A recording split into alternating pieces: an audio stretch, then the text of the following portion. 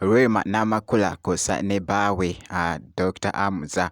Oh my god, ekibadde mu katambi kibadde kikambwe nnyo, babadde mu enjoyment ate nga ku sayidi yemu wali munanga ate King Saha abyekwatiddemu emirimu gy'ewaka yatandise ddamu nanga ate ogyekwatiramu esayidi eno mu katambi maaso awo kosaate Spice Diana kosaate ne Palaso beeguddeko bampita Jaminati nsinzira ku Jaminati yogi wabula kansoke nkutegeeze nti kasita obeera nga tonaba kulayikinga video ogirayikinge kosaate n'okusubscribinga kasita obeera nga tonaba wabula nno ntandise munanga ate ne Rema n'amakula mu katambi kano. Oh my god, bannange Rema n'amakula kasita beegwako munanga ate ne bbaawe naddala wano munanga ate mu butambi obw'enjawulo obubadde butambula wali ndabyekokko akatambi kano kabadde kali mu kutambula ku mukutu ogwa TikTok.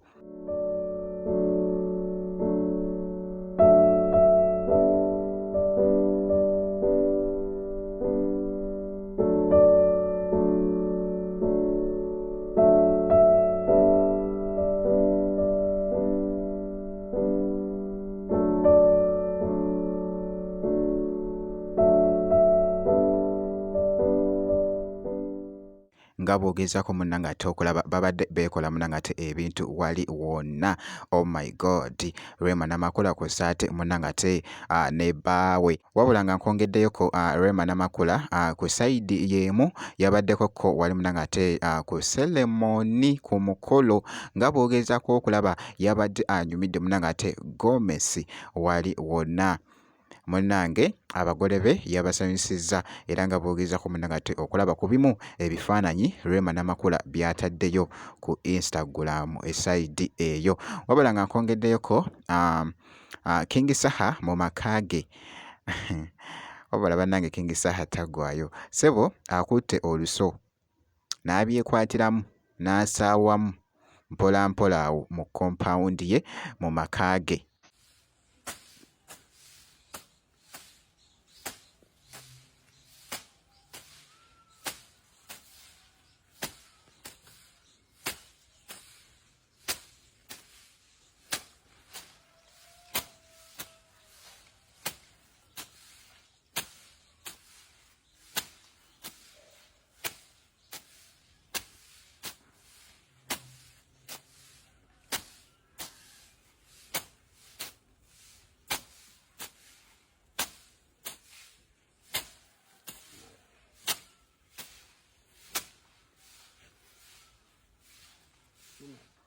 Kabadde kakutte munnanga ate ettabbu ku mukutu ogwa TikTok akatambi kano aka King Saha wabula nga nkongeddeyoko Palaso kosaate ne Spice Diana.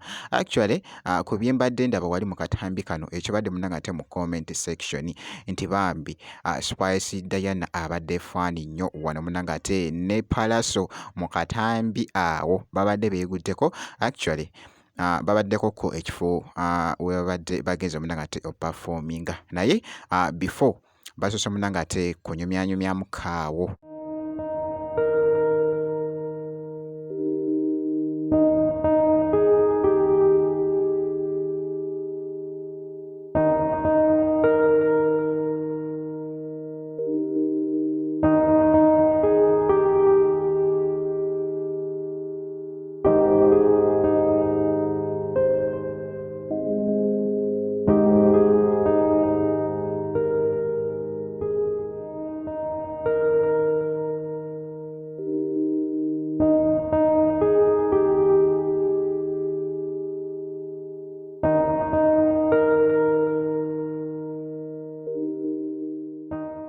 Omuyimbi nga yeeguddeko munnanga ate ne muyimbi Mone esayidi awo mu katambi ako kabadde kakutte munnanga ate akati ku mukutu ogwa TikTok. Ino bwenti bwenkoze kakasa nti osubscribinga ebisigadde byonna munnanga ate obitwekere tujja kubeera nga tukuwa update yonna gwe kasita obeera ng'osubscribinze.